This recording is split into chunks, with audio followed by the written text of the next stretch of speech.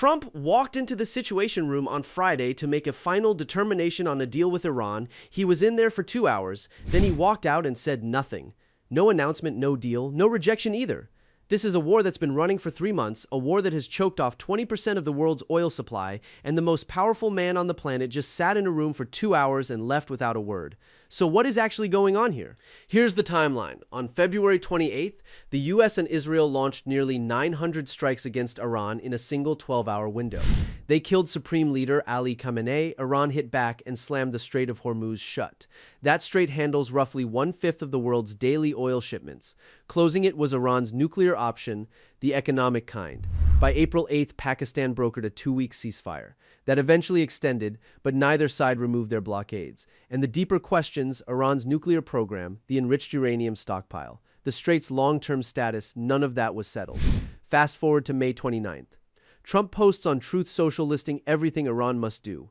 No nuclear weapons, ever. Open the strait immediately. No tolls. Clear all naval mines. Destroy all enriched nuclear material. He says ships stranded in the strait can start heading home.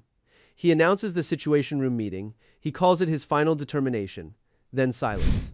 The White House confirms the meeting ended after roughly 2 hours. No decision announced. According to CNBC, it was not immediately clear whether Trump plans to sign off on any deal at all.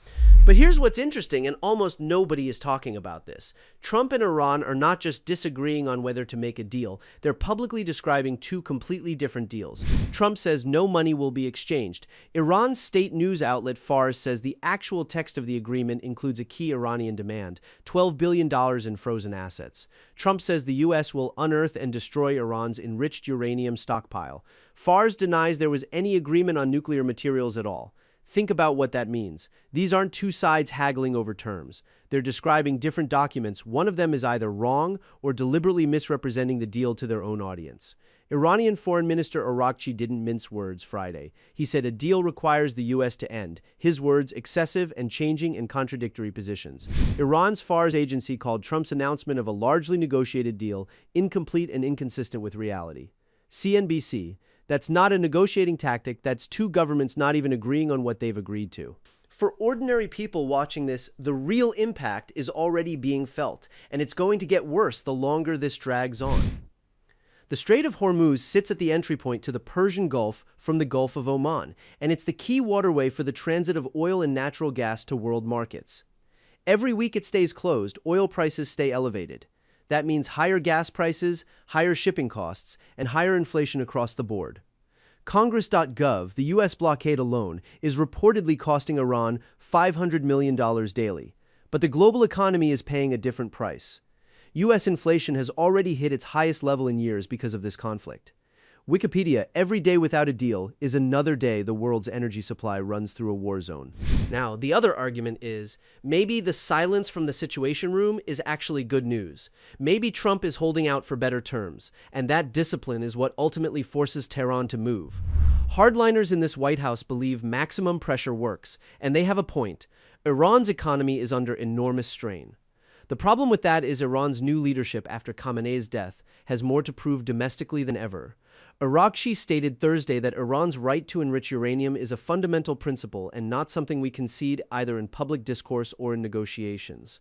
Pressure may harden them, not break them. Here's what I think is actually happening. Trump made a public announcement. Ships can head home.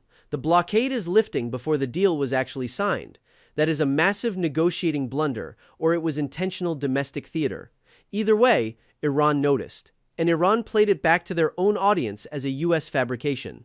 Now, both sides are locked in a credibility trap. Trump can't sign a deal that looks weaker than what he announced. Iran can't sign a deal that looks like they surrendered. The most likely outcome right now is not a clean agreement. It's a face-saving framework, something vague enough that both leaders can declare victory at home. In the next 30 days, watch for Qatar or Oman to step in as the formal mediator to bridge the gap. Qatar has already taken a more active role alongside Pakistan in mediating between the U.S. and Iran, and watch Iran's enrichment language carefully. If they soften even slightly on nuclear dust, that's the signal a deal is close. So here's what I want you to think about. Trump walked out of the Situation Room without a word. Iran says the deal he's describing doesn't exist. Is this how a deal gets done, or is this how a war restarts? Drop your take.